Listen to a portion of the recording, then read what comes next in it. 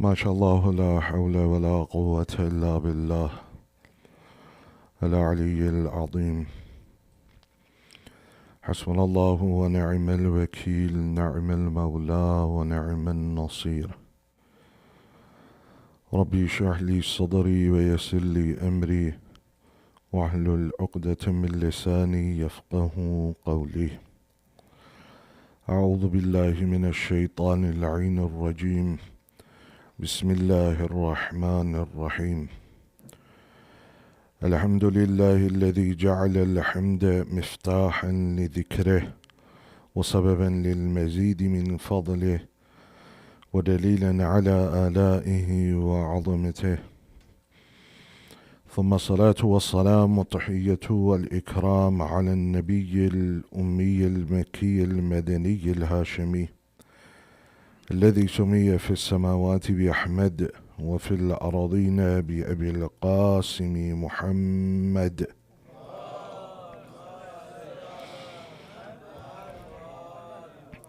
وعلى أهل بيته الأطيبين الأطهرين، سيما أولهم أمير المؤمنين وآخرهم بقية الله في الأراضين، روحي وأرواح العالمين لتراب مقدمه الفداء، ورحمة الله على محبيهم ومواليهم وشيعتهم أجمعين، ولعنة الله على أعدائهم ملعونين.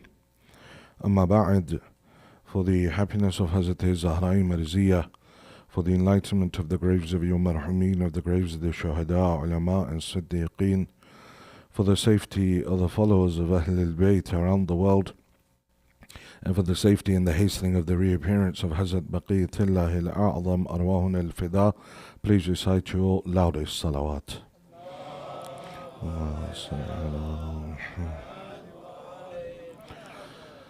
We pray to Allah subhanahu wa ta'ala for the sake of our azar, for the sake of our tears for Aba Abdullah, that Ya Allah forgive our sins. Ya Allah forgive the sins of our parents. Ya Allah, those of our parents that are alive, give them long lives. Those of our parents that have left this world, give them a place next to Ali Muhammad in Jannah. O Allah, those who are ill, give them shafa'ah. Those who are in debt, clear their debts. Ya Allah, give victory to the people of Palestine. Ya Allah, destroy the oppressors wherever in the world there may be. Ya Allah, keep safe the Shia of Ali Muhammad wherever in the world they are. Ya Allah, destroy the enemies of Tashayyo, both internal and external. Ya Allah, keep our ulama and our maraji' at the head of our institutions. Ya Allah, give us tawfiq to go on the ziyarat of Aba Abdullah this year and every year. Ya Allah, give us tawfiq for Hajj and Umrah. Ya Allah, hasten the reappearance of the Imam of our time and allow us to be amongst his true muntadhireen, his true waiters, for the acceptance of these du'as and any of the du'as that you brothers and sisters have brought. Please recite another of your loudest salawat ala Muhammad wa ali Muhammad.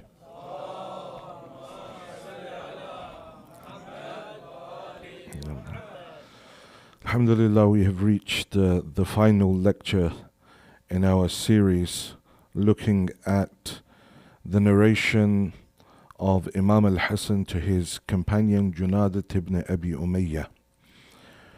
In the final moments of that life of the Imam, he is giving advice to his companion. And at this juncture, I would like to take the opportunity to thank each and every one of you, the committee for inviting me, and each and every one of you for your hospitality, your love, as always, and those that have given me gifts, those that have sent me messages online. May Allah subhanahu wa ta'ala bless each and every one of you. And if I have said anything or done anything to offend you in any way, shape or form, then I hope that you can find it in your hearts to forgive me, as it was never my aim to offend anyone. For your own health, your safety, and the continuation of this idara, please recite another loud salawat.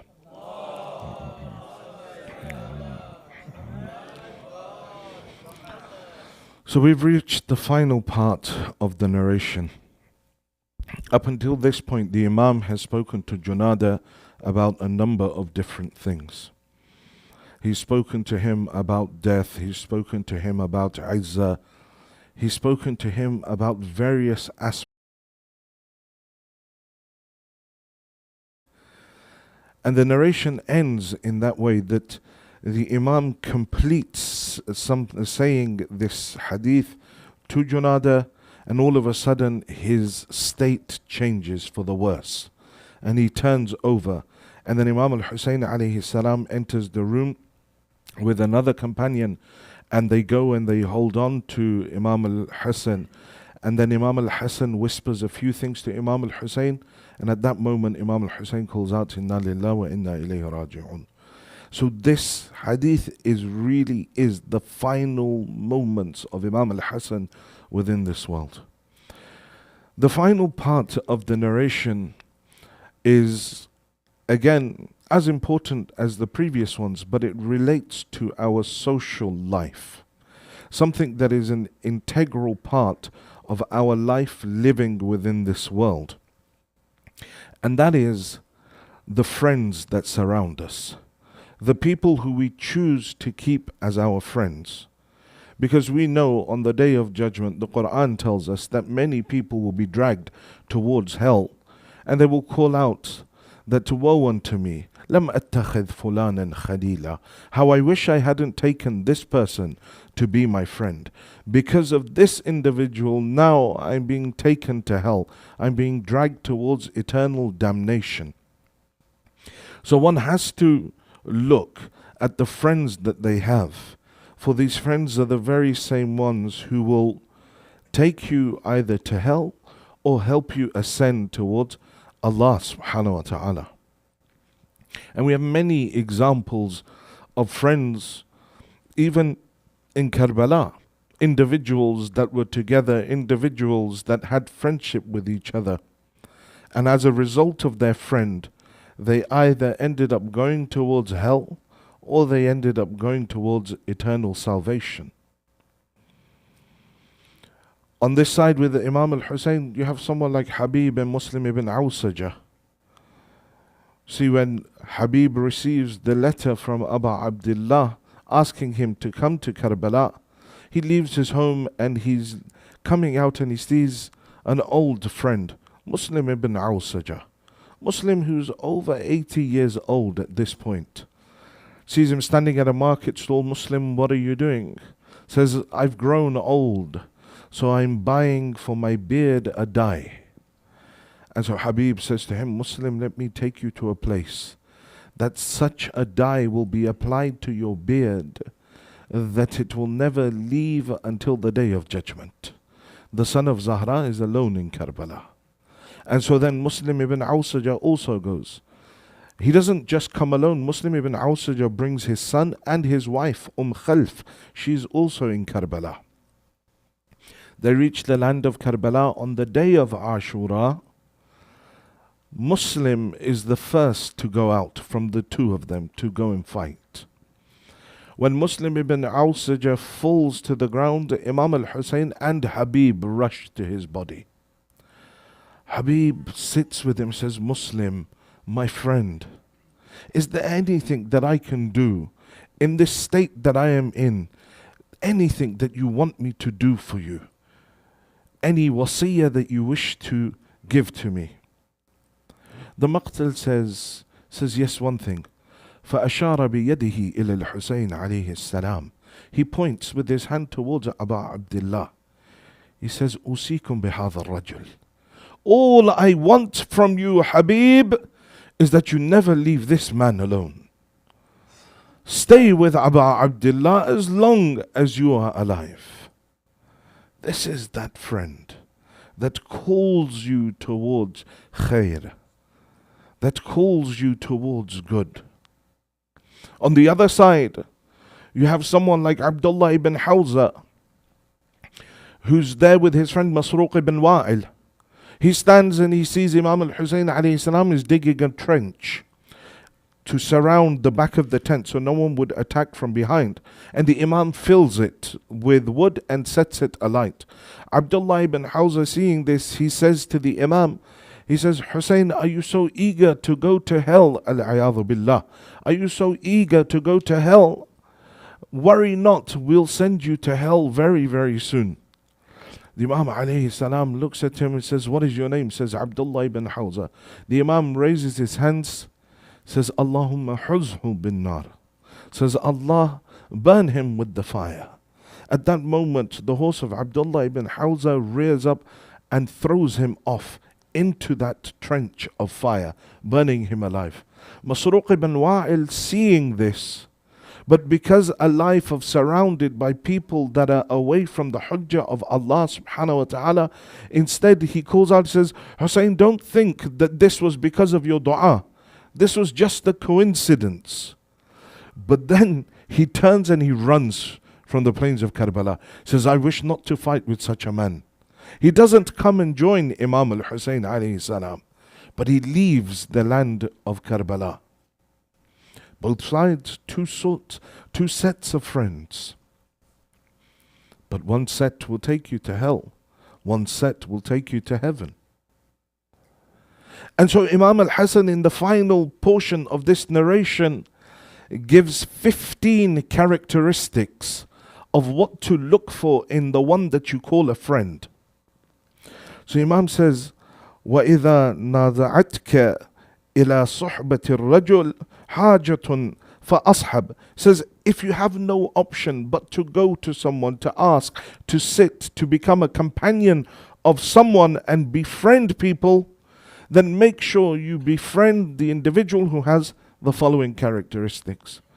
The first says that find that companion, man idha sahibtahu zanak, says that find that individual whose companionship, whose friendship beautifies you. It makes you look good. Not that when you're with them, people begin to question your character. That they begin to question. Many times people, when you question their friends, yeah, I know he's a bit like that, but I'm not like that. But you become guilty by association many a time when you stay with individuals that are fasiq, individuals that are open sinners. In fact, the narration says, Iyaka, we warn you from the gathering of the fasiq, the friendship of the fasiq, of the open sinner. Why? For he will sell you out for even a piece of bread or less. The one that is an open sinner, the one that goes out into the world and doesn't care who is seeing the sins that he is committing, openly he's going out and sinning. The fasiq is the one that is a Muslim, but he's openly sinning. And he says that he will sell you out for a piece of bread or something less. And then, if that's the fasiq, then what about those friendships that I have with those that don't even believe in God? With the one that is an atheist, the one that does not even have an ounce of iman in his heart. I go and I make friends with those that are non-Shi'as. By friendship, I mean deep-rooted friendship. Like the person who you go and you see on a daily basis, the person who you want to spend your time with all the time, the person who you will make sure that any free time that you have is with that individual. If that individual is not a follower of Ahlul Bayt, does not have the wilayat of Ahlul Bayt alayhimus salam in their heart, then that individual is of no use to you. He will sell you out. Because there is no wilayah in his heart.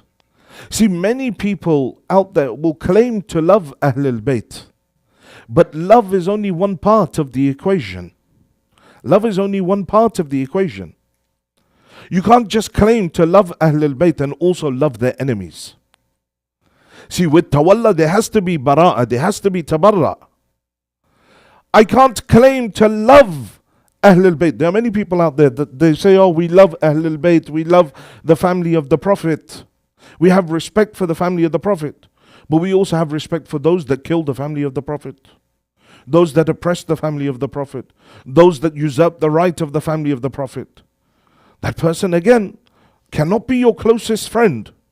Your closest friend must be the one that through and through is dissolved in the love of Ahlul Bayt alayhimus salam and hatred towards the enemies of Ahlul Bayt. Because without tawalla cannot exist without tabarra, and tabarra cannot exist without tawalla. And when you surround yourself with those type of individuals, those individuals who have the love of Ahlul Bayt, the hatred towards the enemies of Ahlul Bayt alayhimus salam, then they are the ones that will beautify you. When you are around them, people will say, this is a good person, because they are around good people. And you will become good by association, rather than becoming guilty by association. So the first thing the Imam says, look for the friend whose companionship, it beautifies you. They bring out the best in you, both in your own characteristics. They stop you from haram. They make you more, your character more beautiful. The second characteristic to look for, وَإِذَا خَدَمْتَهُ صَانَكْ, says that he protects you whenever you do him a favor. He is, if you did something good for him, he remembers it. He protects you. He does not seek to sell you out. Then the third thing the Imam says, وَإِذَا أَرَدْتَ مِنْهُ مَعُونَةً أَعَانَكْ, says he helps you whenever you ask for it. He doesn't leave you high and dry. There are many people who claim to be your friends, but in the time of need, they leave you. In the time of need, they don't join you. That isn't one that is a true friend. Many people claimed to love Abu Abdullah. Many people.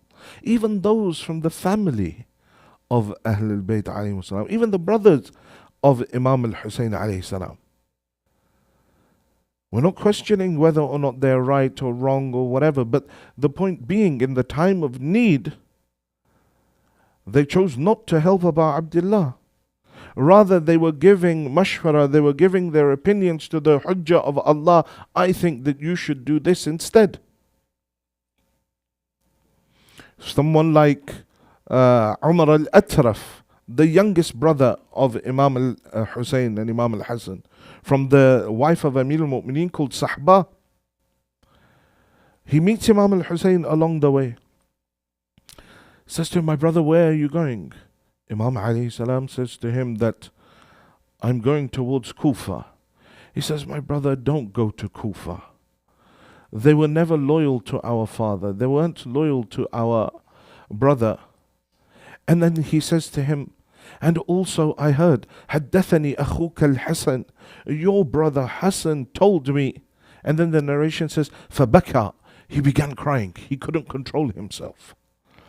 So Imam Hussein alayhi salam goes forward, ضمه إلى صدره. He holds his youngest brother to his chest. He says, what is it? What is it that he told you? That I would be killed? He says, yes. He says, let me tell you more than this. He says, my father told me from Rasulullah that I will be killed in a land and my grave will not be far from the grave of our father. He says, so then brother, why are you going? Imam al-Hussein says, for I cannot live a life in this lowly state under someone like Yazid. Imam leaves. His brother doesn't join him. His brother doesn't join him in the time of his need. He doesn't come and help the Imam. But yet there are those in Karbala who joined the Imam. Up until the time of Dhuhr and Asr Ashur, there were people that joined Abu Abdullah. There were people who came across about 30 individuals. Of those 72, 30 of them were in the army of Umar ibn Sa'ad, and they came across to Imam al-Hussein throughout the day. Some of them had come under a false pretense. They had pretended to be part of the army of Umar ibn Sa'ad, but that was only a handful. People like Mujamma ibn A'izi and A'iz ibn Mujamma, the two father and son, they came and they pretended to be part of the army of Umar ibn Sa'ad. And then Shabi Ashur, they came across and joined Imam al-Hussein alayhi salam. But there were others who were enemies of Abu Abdullah, and they joined. They came. Zuhair ibn Qayn, he joined early on. Such that when he goes out on the day of Ashura to fight, they say to him, Awalastu Uthmaniyya, were you not from the Uthmani mazhab? You were part of the Uthmani, because Zuhair ibn Qayn was one of the generals of Muawiyah. He was one of the people that raised the flag that Ali alayhi salam killed Uthman.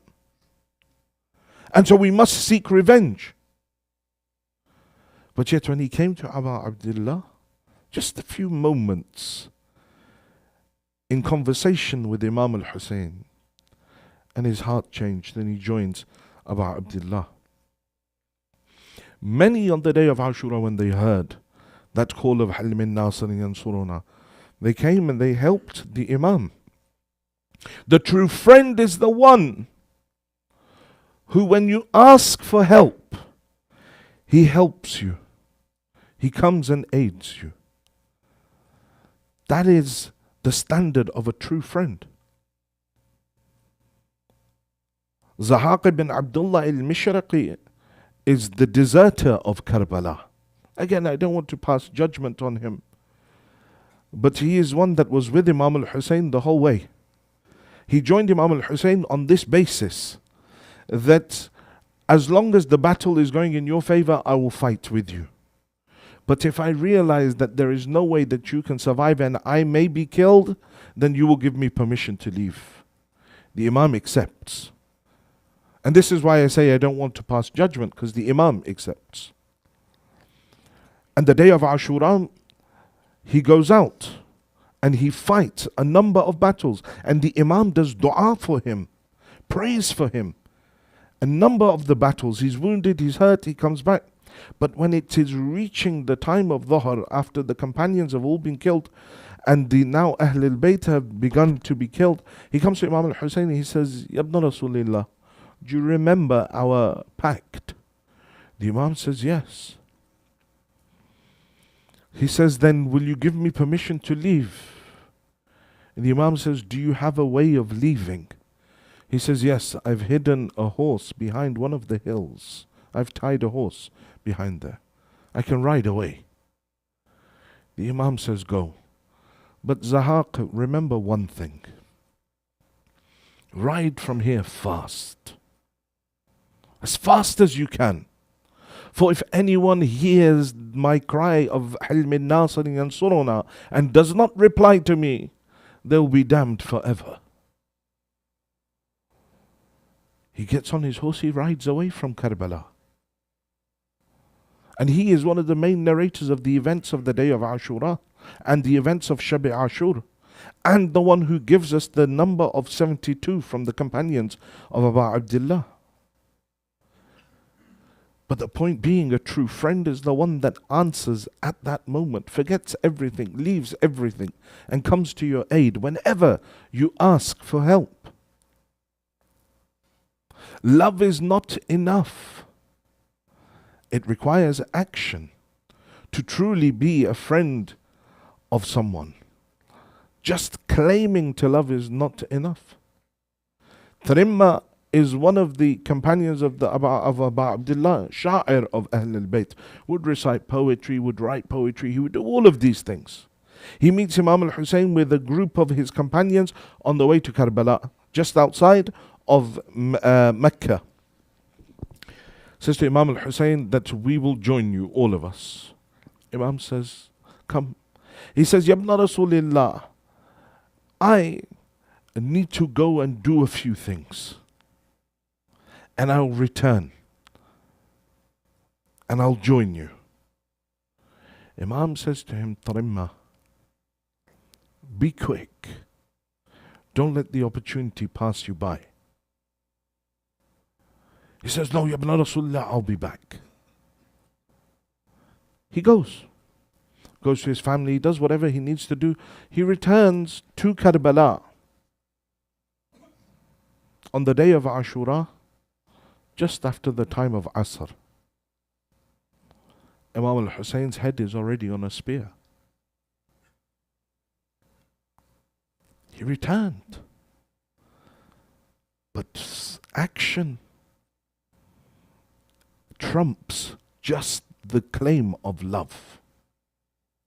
So when you look for a friend, look for the one that whenever you ask for help, he gives you help. The fourth thing that Imam al-Hasan says, he says that فَإِن قُلْتَ صَدَّقَ قَوْلَكَ, says whenever you say something, he attests to your truthfulness. He supports what you say. He doesn't begin to second guess. He doesn't begin to talk behind your back. He doesn't begin to start to say, no, he's lying. He doesn't. He says, no, when you say something, when you give a testimony about something, he supports you. He's not one that says, oh, I don't know. This friend of mine has a habit of making things up. He doesn't second guess you. He supports you. The fifth thing is that he will give you his unwavering support against your enemies. Should you choose to make a stand against your enemies, he will support you and have your back. He will not leave you. He will not give in to the pressures of society. He will always support you. Shurayh Qadi is the judge at the time of Amir al-Mu'mineen, appointed by Amir al-Mu'mineen. But yet, during the event of Karbala, Ibn Ziyad sends him a message and says to him, 100,000 dinar will be given to you. Write a fatwa that killing Hussein is wajib and an act of closeness to God. 100,000 dinar even today is a huge amount of money. 100,000 gold coins. Each gold coin is 1 mithqal. Each mithqal is 4 grams of gold. And 100,000, 400,000 grams of gold. Shurayh, he says, I'll take half now and half once the fatwa is written. And he stands against Abu Abdullah. He writes that fatwa for the killing of Abu Abdullah. Shimr was not always Shimr. Shimr was in the army of Amir al-Mu'mineen in Siffin. He didn't join the Khawarij. Shimr was loyal to Imam Ali in Siffin. In fact, he was injured in the Battle of Siffin. He's what we would call nowadays a veteran of Siffin. But as times change, loyalties waver, and then Shimr becomes the Shimr of Karbala. So if you're looking for a friend, look for the one that will give you unwavering support, that will never once back away from you in the face of your enemies. Look at the companions of Abu Abdullah. Look at someone like Joan.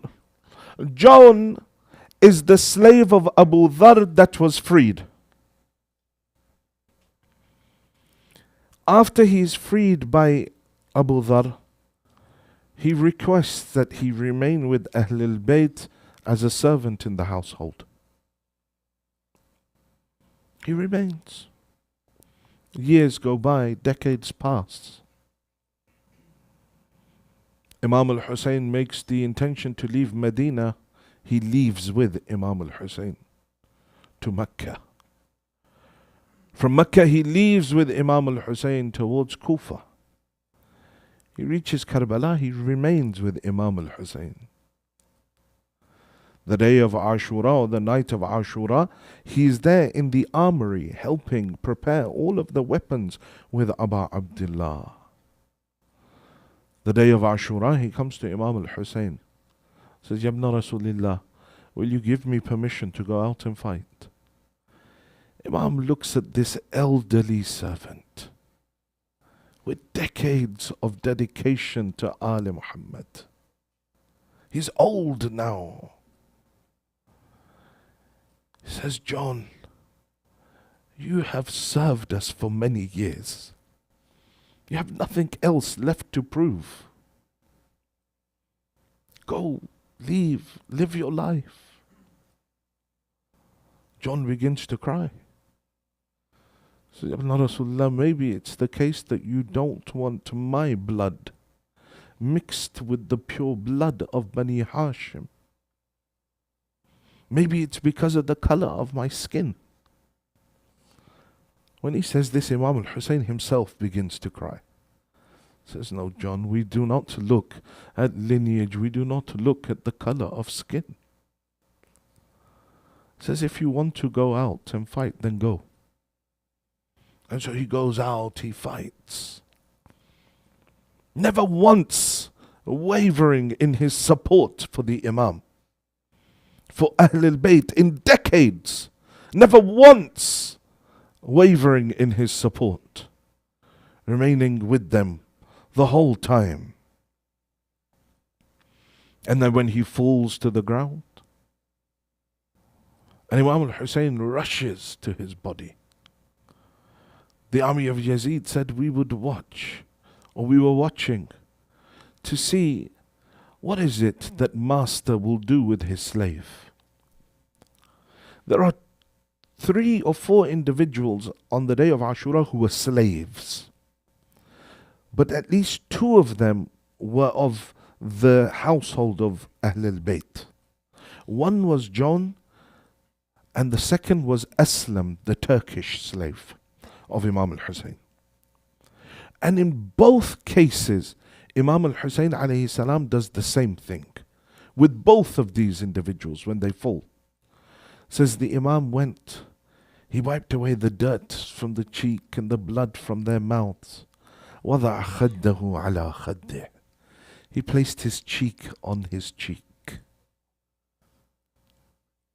John, he opens his eyes. He calls out, Man mithli, man mithli. Who is there like me? Who is there like me? وَابْنُ رَسُولِ اللَّهِ وَضَعَ خَدَّهُ عَلَى خَدِّي. When the son of Rasulullah places his cheek on my cheek. There's only one other place Imam al-Hussein alayhi salam outside of Aslam and John where he placed his cheek on the cheek of someone. And that was at the body of his own Ali Akbar.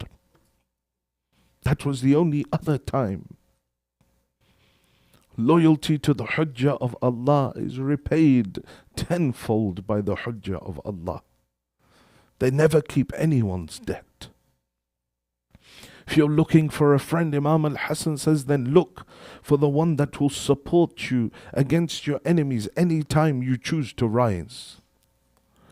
The next thing the Imam says, the 6th characteristic, he says, and if you extend your hand out to help someone else, he doesn't stop you from helping anyone, but rather he joins you in helping that person. Remember a couple of nights ago we said there are certain individuals that are manna'in lil khair. They stop you from doing good. Sometimes you have a friend like that stops you from doing good. A friend that tries to stop you from doing any sort of khair, You want to give to someone, you want to give, and they'll say, oh no, you can't trust them. This guy is like, don't do this, don't give. They won't give themselves, they'll stop you from doing any good. Says, but look at the friend that is not manna'in lil khair, look at the one that will not only encourage you to help others, but will join you in helping someone else. He won't back out. He won't step away. He will encourage you to do that. One's spouse is also one's friend. What is the trigger point for Zuhair ibn Qayn? What is the point that tips Zuhair into going to Imam al-Hussein? His wife Dulham. Dulham is the one that when the Qasid, the messenger of Imam al-Hussein, comes and says Imam al-Hussein seeks an audience with you, Zuhair freezes. It is his wife at that point that turns to him and says, Zuhair, what are you waiting for? The son of Rasulullah has called you. Will you not answer him? And he goes. And when he returns and makes the intention, he says, I will divorce you if you want. Or you can return back to Kufa. Says, where are you going? Says, I'm joining Abu Abdullah. She says to him, Zuhair, if you must go, then I only have one request from you. And this is that. You do not forget me in front of Rasulullah on Yawm al-Qiyamah. You do shafa'ah for me on Yawm al-Qiyamah as well. The friend is the one that does not stop you from doing good, but rather joins you in that good. So many people came and they joined Abu Abdullah. Families. Wahab and his mother and wife. They all came, they joined Abu Abdullah. It is the wife of Wahab that says, Wahab, go out, fight. But make sure that I am with you in Jannah. Look for the friend that when you want to do good, they do not stop you, but rather they encourage you towards that good. The seventh point is that when he sees a flaw in you, he seeks to fix it. Al-mu'minu mira'at al-mu'min. The mu'min is the mirror of the other mu'min.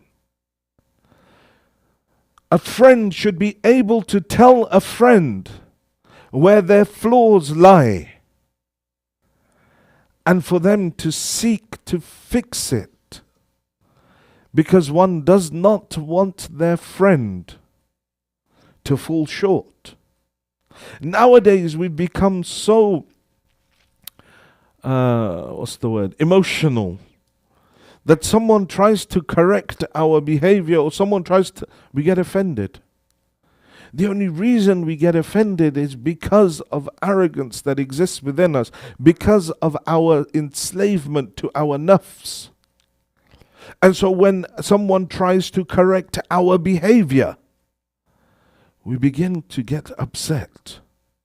Do not look for the friend that will always praise you, that will never highlight your faults, because they are setting you up for damnation. Look for the friend that will highlight your faults and will tell you constructively what your faults are and will help you fix them. That is the true friend. Not one who simply just praises you, and in that praise pulls you away from the path of Ahlul Bayt alayhimus salam. The friend who highlights your flaws and tells you how to fix them. The eighth point, وَإِنْ رَأَى مِنْكَ حَسَنَةً عَدَّهَا. He says, and when he sees something good from you, he receives something good, or he sees you do something good, he doesn't forget. He remembers it. He recalls it. On one side, where your flaws are, he seeks to fix them. But on the other side, where there is the good that you have done, your friend remembers them. So if at any time there comes a point where something goes wrong between you, inevitably sometimes friends have arguments, they fall out. But the true friend is the one that can recall the good of their friend. They can recall the good that they had done, and they bring it forward, and that's what then allows you to reconnect with that friend that may be estranged from you. But if one becomes one of those individuals that no matter how much good you do, this is a disease of the soul, that the one that has so much good done to them, others do good to them, but they never ever acknowledge that good. They never acknowledge the good that someone has done for them. Rather, they have this victim complex that everything is against me and nobody wants me and everyone is always finding faults with me. They'll never highlight or remember the fact of the good that someone did for them. They'll always pick up on that which is negative. And having that glass half empty perspective on life is something which will lead a person down a slippery slope, a downward spiral, into a point where there is no satisfaction in their life. And this then relates back to their relationship with Allah subhanahu wa ta'ala, the one that does not have rida, does not have satisfaction upon what God has ordained for them. They're damned. And the one that doesn't have satisfaction or happiness in what God has ordained for them, then God is not happy with them. Someone asked one of the ma'asum that, how do I know if Allah is happy with me or not? How do I know if my amal are being accepted or not? How do I know that, Allah subhanahu wa ta'ala is satisfied with my ubudiyyah or not? The Hujjah of Allah gives one simple reply. Says, if you want to know whether Allah is happy with your ubudiyyah, then ask yourself whether you're happy with Him. Ask yourself whether you are happy with His Lordship. What does it mean to be happy with Allah subhanahu wa ta'ala? It means that the laws of God are not broken in your home. The wajibat that Allah has put down in the Quran, that the Ahlul Bayt have presented to us, they're not broken in your home. The fact that you turn your back against one of the wajibat, the fact that you do not follow something, you don't pray, you don't observe hijab, that shows your dissatisfaction in the rububiyyah of Allah subhanahu wa ta'ala. It's a simple, because if I was satisfied with what He has revealed, I would follow. But the fact that I do not follow means that I'm not happy with what He sent. I don't think it's right, al-a'yadhu billah.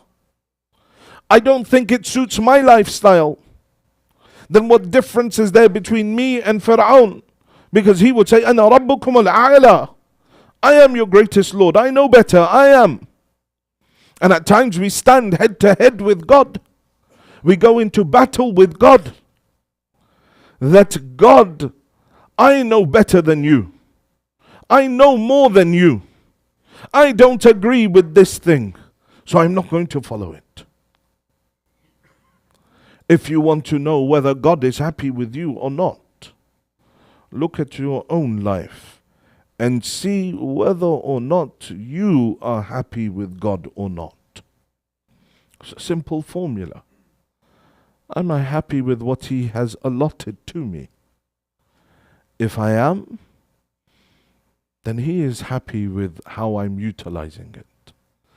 But if I'm always saying, why me? Why? I want more. I need more. Why does God do this to me? Why? Then he too will be saying, why? At your ubudiyah. Why is he even trying? On one side, he's there putting his head in sajda. But on the other side, in every aspect of his life, he is turning against all that which I have ordained for him.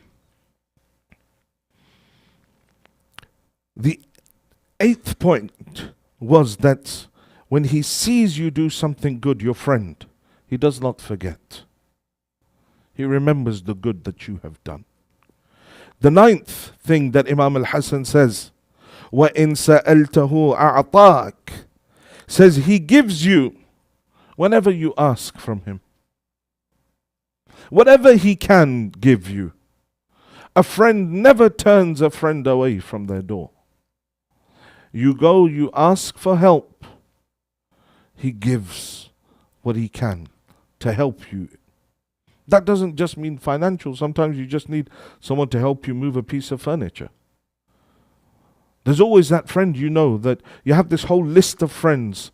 You know, we have all these WhatsApp groups with all our boys and all our friends in there. And then you look through and you're like, I need a hand. And you're looking through, no, he's not going to come. He's not going to come. No, he's going to make some excuse. His car's going to break down again. Or his mum isn't going to let him. His wife isn't going to let him.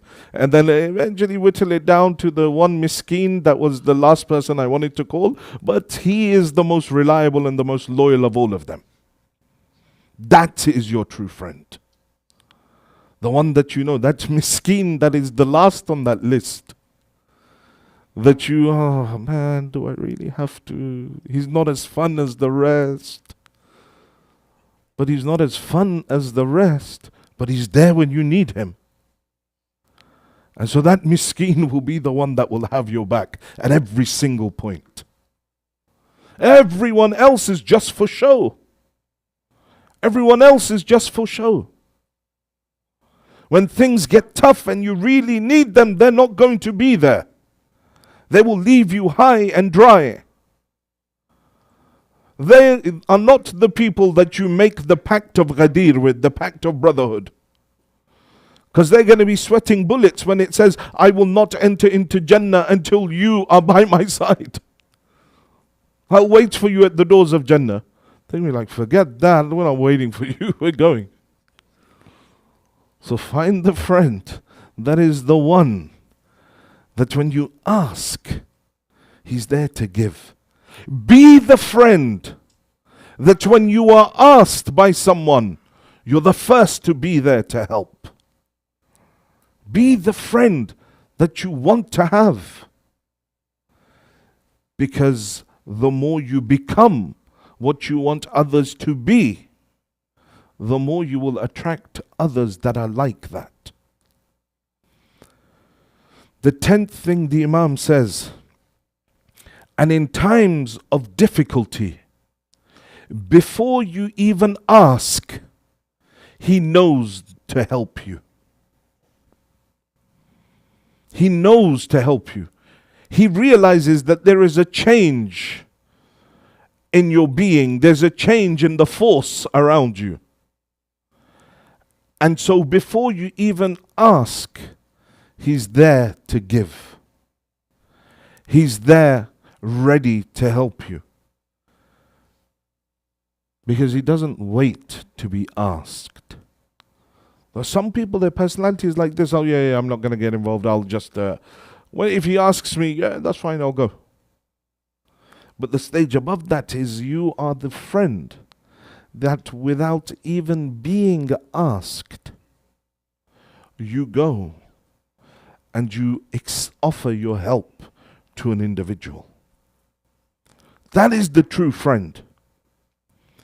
11th point that Imam al-Hasan says to Junadah, says, befriend the one that if difficulties and trials fall upon him, you feel upset. You feel upset when he's going through difficulties. Many people are very callous. They just sort of think, okay, yeah, it's not my problem. It's fine. Once you've got over with whatever you're dealing with, then let us know, and then we'll all meet up. But rather than actually being the individual that is feeling, having some empathy towards the difficulty that your friend is going through. And that also extends to the hujjah of Allah as well. Because you are intrinsically linked with the hujjah of Allah. As you are intrinsically linked with other mu'mineen at a metaphysical level. That the seventh Imam says, Rahimallahu shi'atana khuliqu min fadili tinatina, says that may the mercy of God be upon our Shi'as, who were created from our leftover clay. وَعُجِنُوا بِمَاءِ وِلَايَتِنَا, and they were mixed with the water of our wilaya. And so they are happy when we are happy, and they are sad when we are sad. It's a two-way street.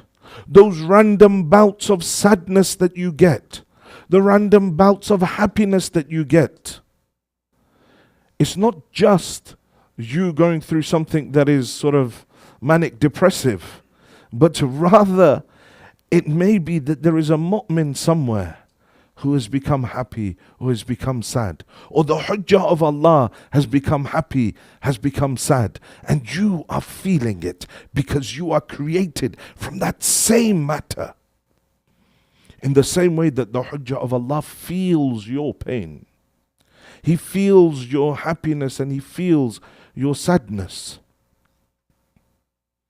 One of the companions of Amir al-Mu'mineen, he comes to visit Amir al-Mu'mineen. He hasn't come to the masjid for some time. He's been ill. He comes on Yawm al-Jum'ah. He says, I'll force myself to go and stand behind Amir al-Mu'mineen and pray. How long will I remain like this? So he goes to the salah, and as he's praying, in the middle of the salah, he starts to get his fever again. It returns. And he's struggling. At the end of the salah, he goes to Amir al-Mu'mineen. He says, Ya Ali, forgive me, I haven't been coming. I've been ill. Even during the salah right now, my fever returned. The Imam says, do you think that we are unaware of your state? He says, we feel your illnesses. We feel your happinesses. The difficulties that you are going through. The hujjah of Allah knows. And He feels the pain in your heart. He knows of everything that you are doing. But in recompense, you need to feel the pain of the hujjah of Allah. That's why the eighth Imam, he says to Rayyan ibn Shabib, says, Ya ibn Shabib, in kunta bakiyan lishay, fabki lil Husayn, فإنه ضبها كما يضبه الكبش. Says, Ya ibn Shabib, if you want to cry over anything in your life, then cry over Abu Abdullah al-Husayn. Why? For he was slaughtered in the way that sheep are slaughtered. And if I can't cry, I can't shed tears, if it's from the first of Muharram until this point, I haven't been able to shed a single tear, ask Allah subhanahu wa ta'ala, Ya Allah, what sin did I commit that you took away my ability to shed tears for Imam al-Husayn? Because even one tear for Imam al-Husayn, يحط الذنوب العظام, it consumes all of your sins. In fact, Imam al-Radha, he says to Rayyan ibn Shabib, he says, إن بكيت على الحسين حتى تصير دموعك على خديك غفر الله كل ذنب أذنبت. Says, O son of Shabib, if you do buka over Hussein alayhi salam, to the extent that the tears from your eyes wet your cheeks, Allah will forgive every single one of your sins that you have committed. If they are many or they are few, if they are greater sins or they are lesser sins, all of them will be forgiven. So then ask, Ya Allah, break my heart for Abu Abdullah. Let tears fall from my eyes. Make me worthy to be amongst those that are bakun for Imam al-Husayn. The friend is the one whose difficulties and trials upset you as well, then the Imam says, befriend the one from who you will not, the one who will not upset you or put you into trouble. The way he acts, the way he does things, he doesn't end up dragging you into a difficult situation. He doesn't cause you to become upset. Says, find that friend. And the one that through his friendship no deviancy is created within you. He doesn't deviate you from your path. He continues to take you towards Allah. And then the 14th and 15th point, the Imam says, and if it comes to a matter of distributing between the two of you something, be that wealth or something else, he will always give you priority first over himself. 15 points that the Imam has made. Look for a friend that is like that. Because that friend will take you towards Allah. That friend will take you towards the hujjah of Allah subhanahu wa ta'ala. But if you go with those that are far from the hujjah of Allah, then that person will drag you towards such evil, the evil that was seen on the day of Ashura by Abu Abdullah al-Husayn.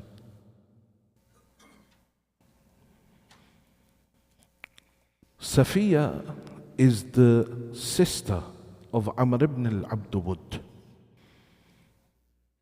the warrior of Khandaq. When Amr was killed by Amir al-Mu'mineen, Safiya came to the body of Amr, and she saw that the body of Amr, lifeless, but it had not been mutilated.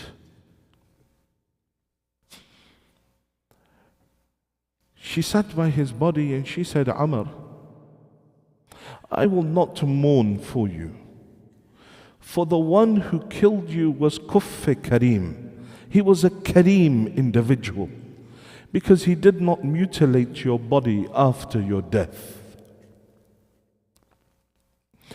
Safiya did not cry for Amr, because at that time the custom was that whoever was killed, his body was mutilated, his nose, his ears, they would cut things from his body. And she says, I won't cry for you are Kuff Kareem. The one that killed you is Kuff Kareem. But my salam be upon the Madhaloom of Karbala and his sister Zainab, that when she reached his body on the 11th of Muharram, and what she saw in front of her, the first thing that came from her mouth was, Ha anta akhi, are you my brother Hussein? Are you that same Hussein that is the son of my mother Zahra? Zainab couldn't remember, couldn't recognize her own Hussein on that day. What dhulm befell Ali Muhammad over and over on the day of Ashura. And for years after the event of Karbala, they would remember what befell them. But there was one individual from the event of Ashura that constantly reminded Ahlul Bayt of what happened on the day of Ashura. And so when Minhal would come to Imam al-Sajjad and tell him of who Mukhtar had caught, Imam al-Sajjad would always ask him, Minhal, tell me, have they caught Harmala yet or not? What is it this Harmala did to Ali Muhammad? When Mukhtar caught him, said, tell me what you did. He told him, he said, Mukhtar, I fired 10 arrows on the day of Ashura. 4 hit. What were those 4? Says, 1 arrow I fired into the bag of water of Abbas. The second arrow I fired was a 3-headed poisoned arrow that I fired into the chest of Hussein. The third arrow was an arrow that I fired into the neck of the 6-month-old child of Hussein. The fourth arrow was an arrow arrow that I fired into Abdullah ibn Hasan as he lay on the lap of Hussein. Mukhtar says to him, Mal'oon, did your heart not break for Hussein at any point? He says, yes, at one point. He says, when was that? He says, when I fired the three-headed arrow towards the 6-month-old child of Hussein. That arrow that struck the neck of Ali Asghar, that in Ziyarat Nahiya it says, Assalamu ala al-tifl al-radi' madbuh min al-uzn ila al-uzn, min al-warid ila al-warid. Salam be upon that young child, slaughtered from ear to ear, from vein to vein. The Maqtal says, when the arrow hit the neck of the child, it says, فَفَتَحَ عَيْنَيْهِ, he opened his eyes. وَالنَّظَرَ إِلَى وَجْهِ أَبِيهِ, he looked towards the face of his father. وَيَرَفْرِفُ كَالطَّيْرِ الْمَذْبُوحِ, the child began to kick his hands and feet like a bird that had just been slaughtered.